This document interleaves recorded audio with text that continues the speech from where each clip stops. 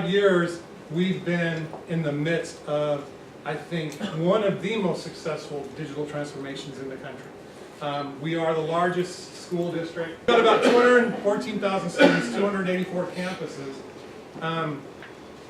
And we started to think about how we're going to do things differently. And we wanted to start off in the high schools. So in 2013, we decided to implement a one-to-one initiative for every high school student. And so we started initially talking about the device, but as we've heard through the conversations this morning, the device isn't where the magic happens. So we laid out a 5-year strategy to say we are going to build a roadmap and build this ecosystem so that not only are we providing devices, but we're also providing the content, and we're providing the supports, the emotional, the behavioral, all of the supports that go behind doing something like this. And so, you know, it helped me to keep this perspective of teaching is very personal. The way teachers teach is personal. And unless we can embrace that mentality and have a pace associated with that emotional change, that's why people fail all the time, is because we set up unrealistic expectations around when things can get done. So what I've seen since 2007 is this mindset of changing from technology as a solution to it's part of a classroom experience. So we've got to stop thinking of this as in terms of a project and more in terms of this is the new normal. This is the way we instruct, this is the way we educate, this is the way we provide content, and get out of it as an initiative. And part of that is what our table has spent a lot of time talking about, is that's changing the culture. And that culture is something that has been here since, you know, realistically, Little House on the Prairie, right? We still had teachers in front in rows. And so it's something that's become very institutional in technology. We should always have some kind of a partner. So for the last 5 years, we have operated under this mentality, which is why I think we have been so successful in all of our implementations. So in 5 years' time, we have rolled out a one-to-one initiative for all of our high schools, 57,000 students. They take the laptops home. We've implemented a new learning management system. We've implemented a new ERP system, finance, HR, payroll. We've implemented a new accountability system, assessment system, and this year we'll wrap up with implementing a new SIS system. And all of those projects have been managed and run by this mentality. Cross-functional organization. If you look at what's in the heart of this, is school support, which is leadership, which we've talked about this morning, but I cannot emphasize enough. The districts that I talk to out there that are struggling and are failing, it's because they don't have the principal leadership, they don't have the principal buy-in out there. But and so if you think about it, in 5 years, we literally have ripped that whole infrastructure of the education foundation up in HISD and replaced it. And it was very strategic in what we did and the timing, because we sat down and laid out all the puzzle pieces that we knew eventually had to be in place in order for us to truly start leveraging a digital ecosystem. But I know that there is an organizational capacity for change, and education inherently hates change. So there is only so much we could throw at our campuses, at our administrators, at our parents. So we had to sit down and actually talk about what our vision for a student information system is. Then we went out for an RFI to see if the market shared our same vision. And what we found out, there were 3 or 4 vendors that did, and so we actually awarded it. That's the work that this team has done in making sure what we're putting in strategically fits into our ecosystem. The other thing that's happened along the way with this functional group is, you know, when we would talk to vendors, they would have their own ecosystem, their own dashboards. And what they were telling us is, you log into our system to get our information. You come to our world. And what we've seen in HISD is, over the last 5 years, it's our ecosystem that you integrate with. Like, I don't care what your dashboards are. I want to know that you can integrate into what our working infrastructure looks like. And so that's been a big change, again, driven by this group to say we don't want people logging into 15 different sites. We want to be able to share and leverage the information. Things that we've done in this slide I love, because when we're rolling out any kind of initiative, and let's just talk about a cultural change, right? When we're doing a cultural change and we hear from a group of people that they say we are struggling with this, we make the assumption that the this is what the entire organization is struggling with. And so what do? We solve for this. When in fact, if you were to go talk to various people, you're going to find some of them are struggling with leadership. Some of them are struggling with a shared vision. Some of them are struggling with skills. And so what we've been able to do is through surveys with our teachers, with our students, we've been able to come in and say this pocket of users is struggling with a shared vision. And so when we see the shared vision, then we can come over and see, okay, what is the result set of that? It's failure to launch, or it's confusion. And so now you can start to make this correlation to say, well, that makes sense. Because when I talk to this user group, they're saying, you know what, we're confused. We don't know what the hell is going on. Well, then it goes back to on our methodology where we were saying we focused on, let's say, shared vision. We didn't do a good enough job with that group. So it's allowed us to become very targeted with the various stakeholders on what their particular issue is within that project. And if you think about cultural change, it's so important because your various stakeholders in this cultural change are going to be across the board in this.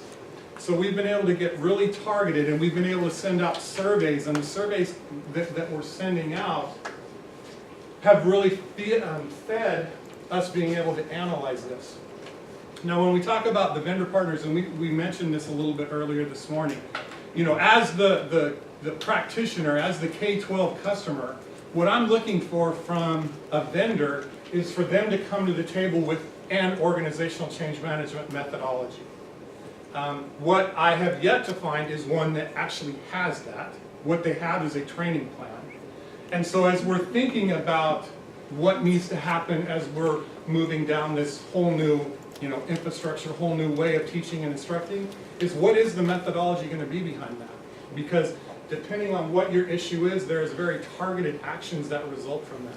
So organizational change management, from my perspective, is one of the most important things that we can do as we're starting to change the culture. And what we talked about all this morning, from my perspective, again, somebody who's been doing this since 2007, this is about changing a culture. I've said it from the beginning, and I will stand by this. Technology is the easiest part of this equation. The absolute easiest part of the equation. It's changing the behavior and the practices that is the most difficult, and yet it's the one that we spend the least time. When we talk about processes, we have to be able to measure what our expected outcomes are going to be. And what I found is when you sit down and you start having these conversations, they're not specific enough. They're not attainable. Sometimes we're so unrealistic in what we want to do. Again, I talked about expectation management earlier in my presentation. You know, I've had superintendents call me in April and say, Lenny, I want to be doing one-to-one for start of school next year. What do I need to do? And I'm like, go get a new job. Right? Because you cannot do something like that. That's unrealistic. You prepared nobody for this. So I think we have to be very cognizant of, is it attainable, time dependent, and it has to be able to serve multiple audiences. One report of data isn't sufficient to send to 15 different groups of stakeholders because they all care about something else. So figure out what your key stakeholders want, and then you send that information to them. But we don't spend enough time on this. So measuring how a school was doing. And so one of the things that we have done is we've implemented a maturity matrix from which all of us operate.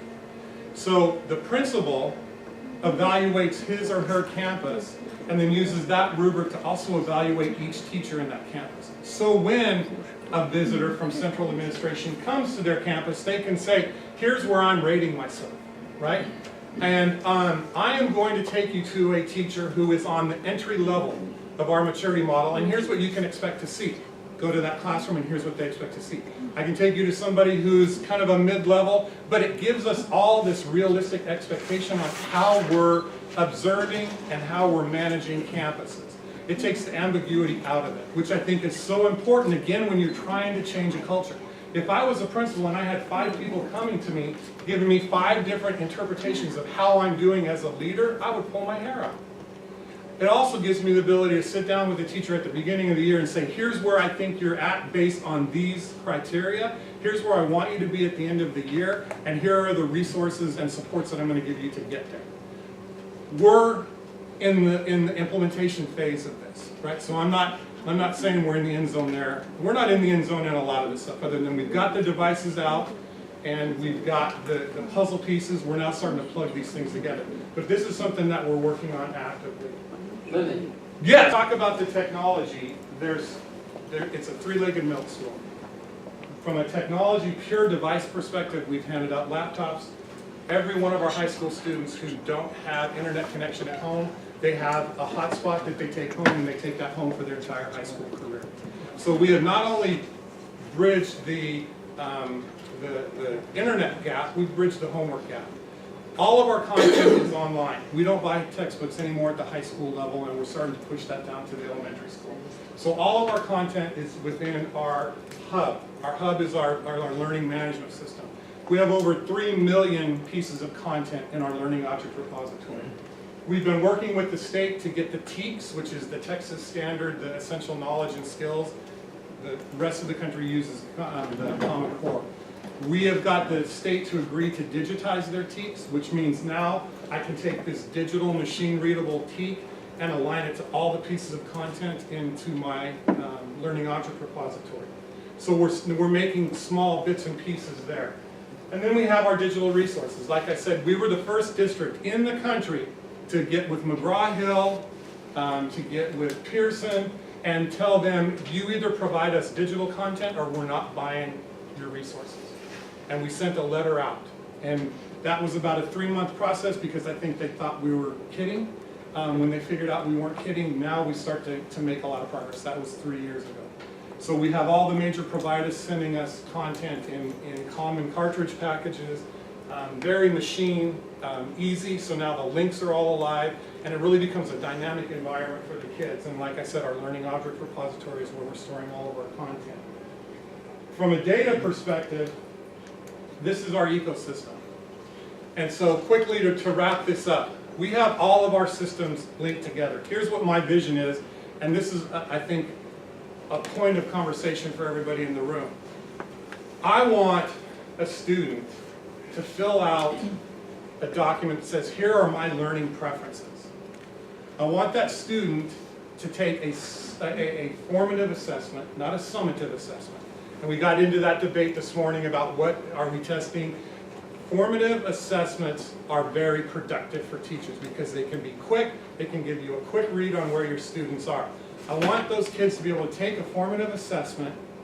I want that assessment to be graded, and I want that grade to come out and our system link on where the child struggled, go find our content in our system that's aligned to his learning style, whether that's video, whether that's reading, whatever my learning preference is, and I wanted to send it back to the teacher and to that student, and then that allows the teacher to work with the student. I also want to be able to tell me time and time again, I have a recommendation engine, and you don't. I have not found one that works. And we are one of the few school districts in the country that we have the data, right? I don't have to make anything up. Show me how your recommendation engine works. And we have yet to find anything. So that's the challenge out to this group, is that to me is the one, right? Because we have the information feeding itself in the best interest of the students. Are we there yet? We're not, just like the Texans. We're hoping to get there, but we're not there yet. I think we have the puzzle pieces in place. We need partners to help us start linking those puzzle pieces together. I think you have a district, 7th largest in the country, who is willing to take risks, and we are not afraid to fail. We know where we want to go, and I think we just need help getting there. And with that, I'm sorry I ran over my time. I'm done.